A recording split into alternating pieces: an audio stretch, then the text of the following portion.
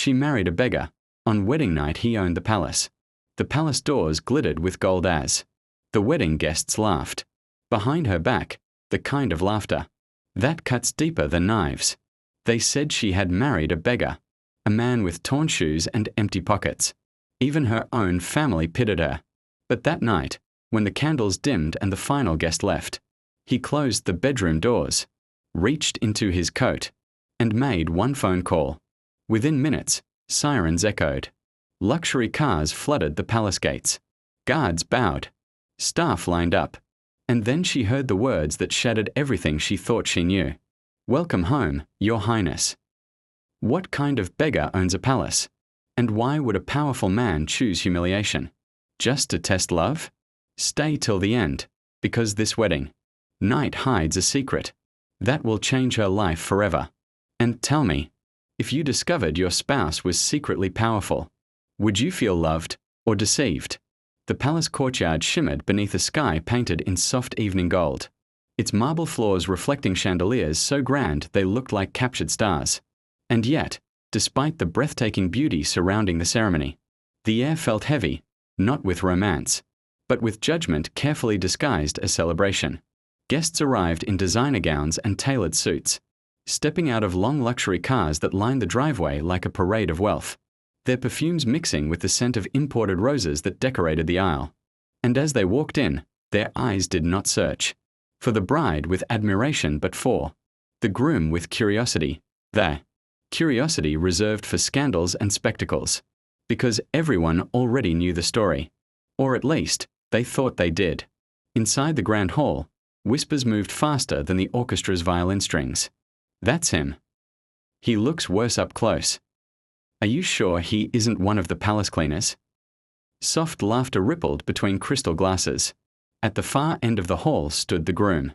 His suit was neat but simple, the kind that did not carry any designer signature. His shoes polished but clearly old. His posture calm but uncelebrated. And though the palace lights shone on everyone equally, they seemed to pass over him as if wealth itself refused to acknowledge his presence. His name was Daniel. To the guests, he was the beggar who had somehow convinced a noblewoman to marry him. To the bride, he was the man she loved despite everything. But even love has weight when the world watches it struggle. The orchestra shifted melodies as the palace doors opened again. This time not for gossip, but for her. Isabella stepped in, wrapped in a wedding gown stitched with pearls so fine they glowed like morning dew, her veil flowing behind her like a royal banner, her beauty silencing conversations for a moment, until the whispers returned, sharper now, because admiration for her only deepened their contempt for him. She could have married a prince. She chose poverty instead. What a waste. Her father stood near the front, jaw tight beneath a diplomatic smile, greeting elite guests while avoiding eye contact with his future son-in-law. And her mother sat stiffly, fingers locked around her purse as, though the marriage itself were a financial loss she had been forced to sponsor. Isabella walked down the aisle slowly, her eyes fixed not on the guests, but on Daniel. And he did not look away. Not once. There was no shame in his gaze, no apology, no desperation. To prove himself worthy, only a quiet steadiness that felt strangely powerful, despite his appearance, as though the storm around him could rage forever and he would still stand untouched at its center. When she reached him, their hands met. Hers trembled slightly. His did not. The officiant began the vows, his voice echoing across marble walls carved with royal history, asking the sacred questions that were meant to unite hearts. But in the audience, smirk spread like spilled wine. When Daniel said, "I do," a faint chuckle escaped from somewhere in the hall. When Isabella said, "I do," her mother looked down, ashamed. Rings were exchanged. Applause followed, but it was thin, polite, hollow, the kind given to performances rather than unions. As the ceremony ended, guests rose not with warmth but with curiosity, eager for the reception where ridicule could flow as freely as champagne. And flow it did. At the grand banquet table, laughter grew louder, sharpened by expensive wine and inherited arrogance. A cousin leaned toward Isabella. "So tell us," he said, barely hiding his grin. "Where did you find him?" outside the palace gates. The table erupted. Daniel smiled faintly, but said nothing. Another guest raised his glass. To love, he declared theatrically, proving that even beggars can dream. More laughter. Isabella's grip tightened beneath the tablecloth, humiliation creeping up her spine like cold water. But Daniel placed his hand gently over hers, not to silence her, but to steady her.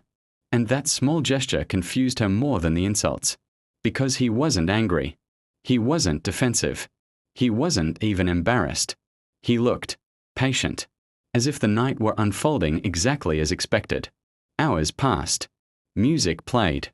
Guests danced. Mockery continued. Until finally, the celebration thinned. Chandeliers dimmed. And one by one the luxury cars disappeared beyond the palace gates, carrying away the laughter that had filled the halls. Silence settled in its place. Deep. Echoing. Private.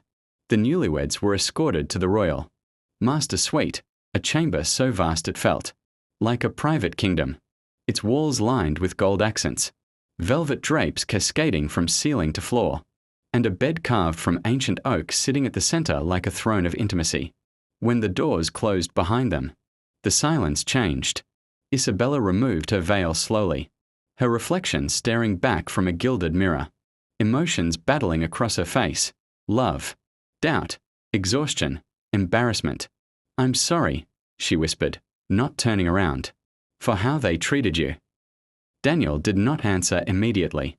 Instead, he walked calmly to the window overlooking the palace grounds, his silhouette framed by moonlight pouring through the glass, transforming his simple suit into something almost regal.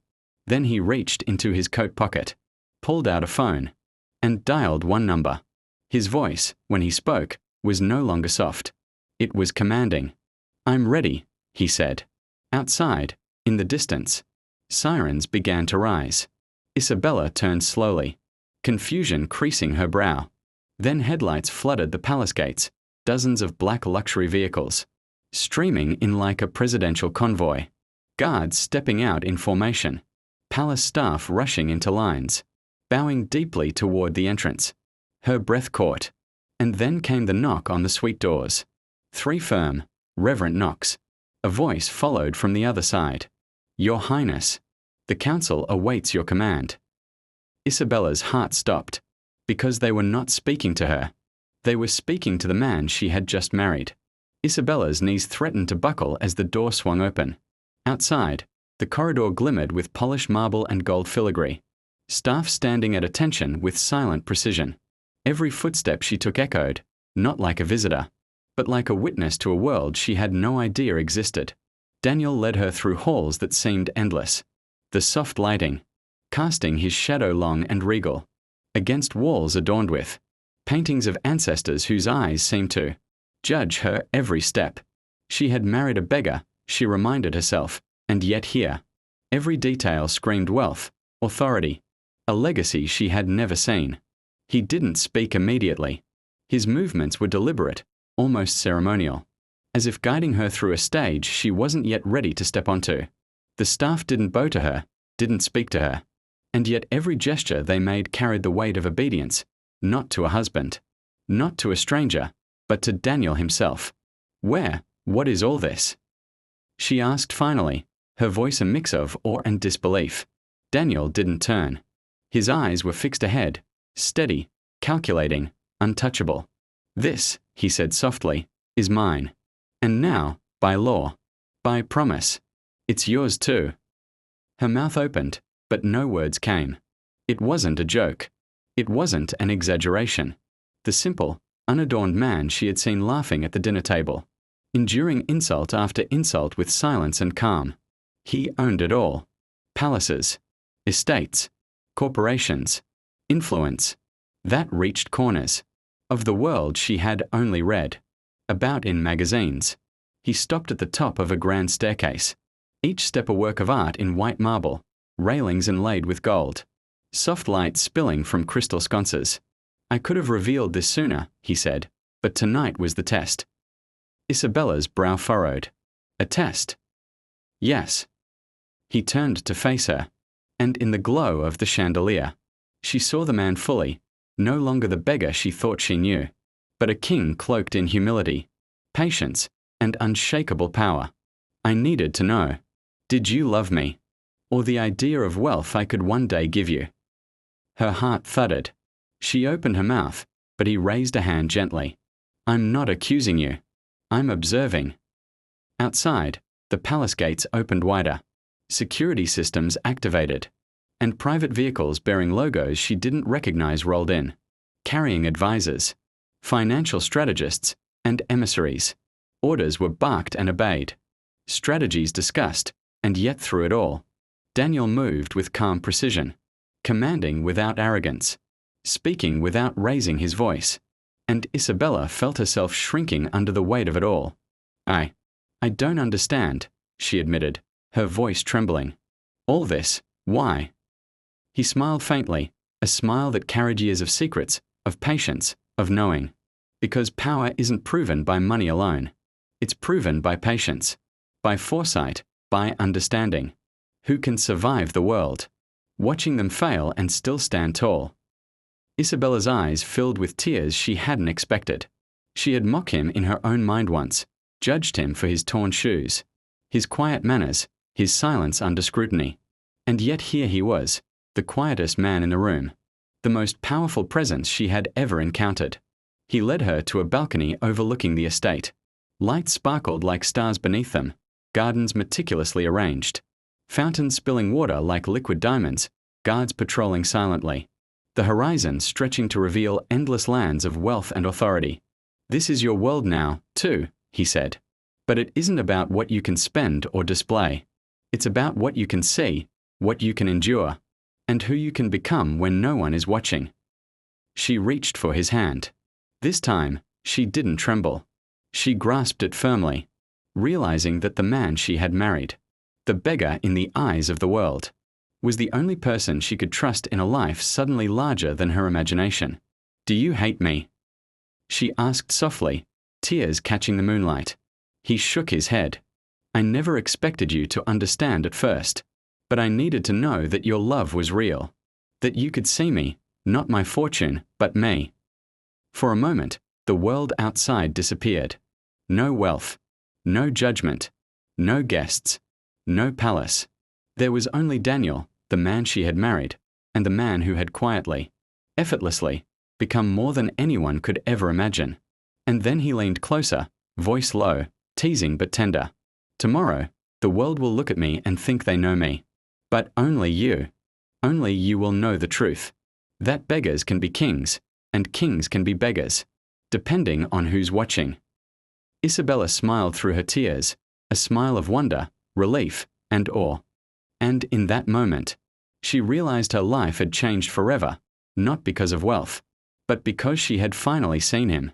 The doors closed behind them once more, sealing their night in the palace that had always been his. Yet now, somehow, it felt like theirs together. What would you do if the person you thought was poor suddenly turned out to own a palace? Would you feel loved? Or deceived?